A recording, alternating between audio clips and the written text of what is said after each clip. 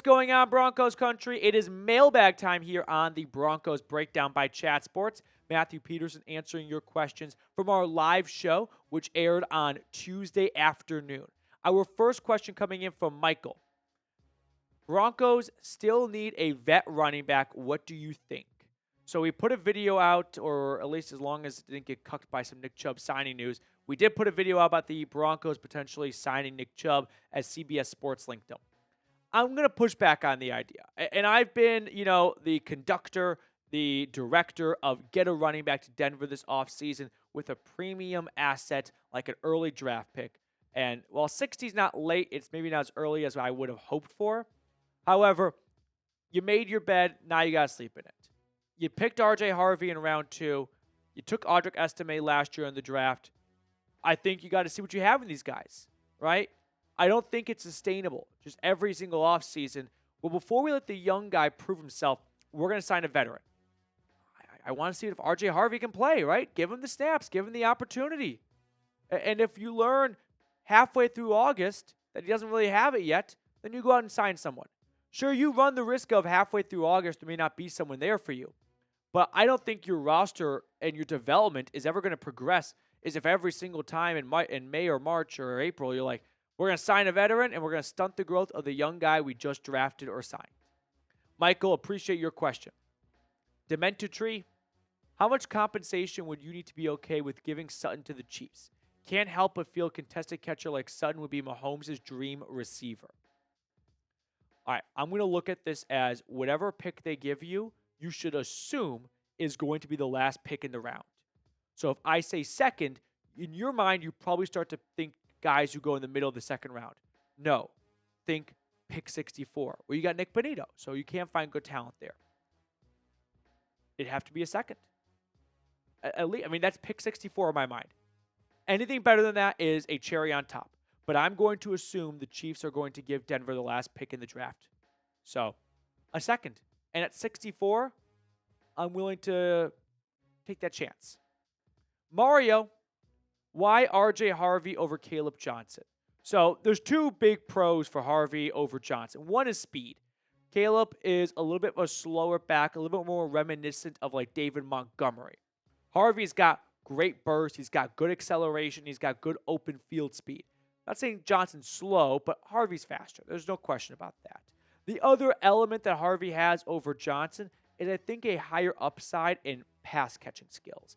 Johnson did not showcase that much at all for the Iowa Hawkeyes last year. Harvey more so for the UCF Knights. So I think the speed and the receiving element is probably what put Harvey over Johnson for Sean Payton's big board. Plus, if Payton wants to do a committee-type backfield, he wants to find guys that stand out in one area, maybe not in other areas, but he's got other backs for that. And Kaleb Johnson, I think, is a bell cow, well-rounded back, but maybe doesn't spike in one area.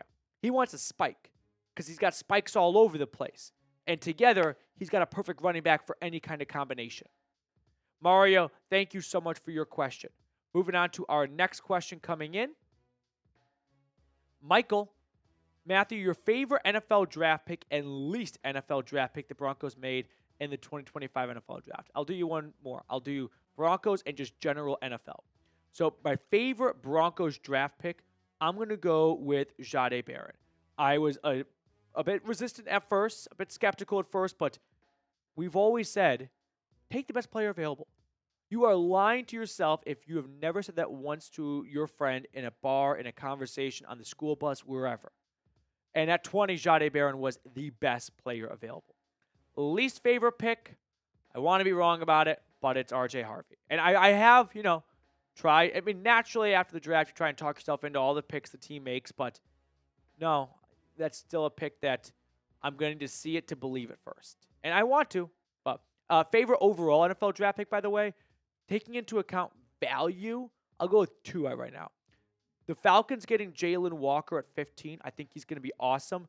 And then two more. One, Seahawks getting Nicky Manwari in the second round, and the Cardinals getting Will Johnson. And least favorite, Saints getting Kelvin Banks. He stinks. Michael, thank you. Reclaw 55. Can you look at Jaquan McMillan PFF rankings for last season and see whether he should start or Barron at nickel? Yeah, I like how I'm just being a PFF slut for you right now, but I'm happy to do it. So let's check out what McMillan was last year. On the fly, Jaquan McMillan. Oh, here's his coverage grades in last year. Jaquan McMillan, though, last year, he ranked 72nd out of 116 corners. In 2023, he ranked 47th out of 127 corners. And then there are the rest of his stats, including his PFF coverage grade. So my money would be on early in camp, Jaquan McMillan's out there with the first team defense. Maybe it takes a day, maybe a week, maybe 2-3 weeks. At some point, you're going to see the coaching staff try and push Barron to take over that starting gig. But I like to believe that it's your job until it's not.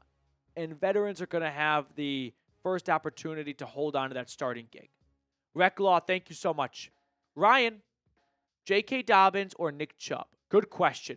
I would go for Nick Chubb. I think Dobbins would have a longer career for you, but I don't think you're looking for a long-term back if you're signing a veteran right now. You're looking for a guy who can bring you the most for 1 year, in 2025. And I think Nick Chubb, while Dobbins played very well last year and Chubb didn't, we obviously know that when both guys are healthy, Chubb wins 10 times out of 10. And 2 years removed from that injury, well, you saw how Dobbins was when he was 2 years removed from his injury. Why can't Chubb be the same? And when Chubb's on, he's miles ahead of Dobbins. Mo Lester. That got me. Do you think we will make the playoffs? Someone's getting a good laugh right now. I think Moose just got it. Do I think Denver will make the playoffs? They were 7th seed last year. I think they only got better in the offseason. Yeah, I think the Broncos will make the playoffs. I think the AFC West got tougher, though. Year 2 under Harbaugh. Pete Carroll is not going to have any kind of nonsense in Las Vegas, which all they've known is nonsense for the last 5 years in Las Vegas. And the Chiefs are going to be the Chiefs. Juan Luis Martinez.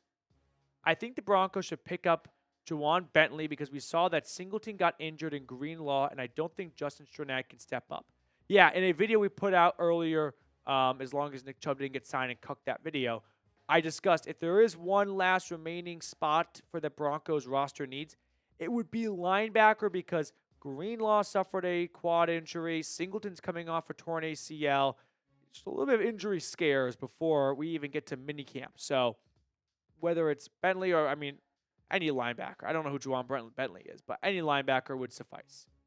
All right, before we move on to the rest of today's mailbag, quick shout out to our friends over at Fanatics for having this awesome Jahdae Barron jersey available at chatsports.com/Barron. I put that link in the comments and description of today's video. So if you want to get a Broncos jersey for the rookie after this year's draft, check out the comments and description for a chatsports.com/Barron link to get your paws on these Jahdae Barron rookie jerseys. Jace Bear, next one up. Great draft. We have our Sproles and Kamara and Harvey, Michael Thomas, and Pat. 1 second. We have our Sproles/Kamara. Okay, you're saying RJ Harvey. All right, I'm going to push back immediately right now. Alvin Kamara in college was a much better receiving back. Harvey could be that. But I'm going to quickly do a fact check right here. Harvey last year, and maybe I'll own myself live on camera and realize I was wrong, but RJ Harvey last year, actually in his entire career, 61 receptions for 720 yards and 4 touchdowns. Alvin Kamara, Tennessee stats. Let's see if I can quickly find this. Sports Reference, help me out. In 2 years, Alvin Kamara had 74 grabs, 683 yards, and 7 touchdowns. Keep in mind, Harvey played 5 seasons of college football. So, Harvey, I think, has receiving upside, but I think Kamara was a much more proven receiving back coming out of Tennessee. Michael Thomas and Pat Bryant. Those are big shoes to fill. I didn't watch a whole lot of Pat Bryant in Illinois, but we'll see if he can be the next slant boy for Denver. Jimmy Graham and Loner. I like that comp, not only because I made a whole video about it, but they both played basketball, and that's the criteria. Do you feel Estime is good enough as a power back or get another running back? I think you got to give the second-year guy from Notre Dame a chance. He had opportunities last year, but he's a rookie, so I'm willing to give him a longer leash before you just cut bait after 1 year. If you do that, you're never going to make any progress because then you won't have Nick Bonito, who didn't have a great rookie season. Danny, what's going on, dude? Open checkbook. If Petey could make one more big-ish free agent signing, who does he take? I don't think there is a really big need for any of the big-ish fish free agents out, big fish free agents out there. If I had to go with one, receivers there, and receivers are always fun to add, and you've got some good free agent receivers out there. I think I would go with, I'll go with Keenan Allen.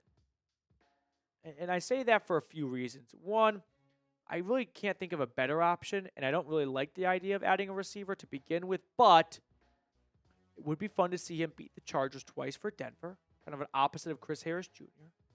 Two, I think he could be a great possession guy over the middle for Knicks in year 2. And 3, it's Keenan Allen. If you can get even 80% of his usual stuff, you're in a good spot.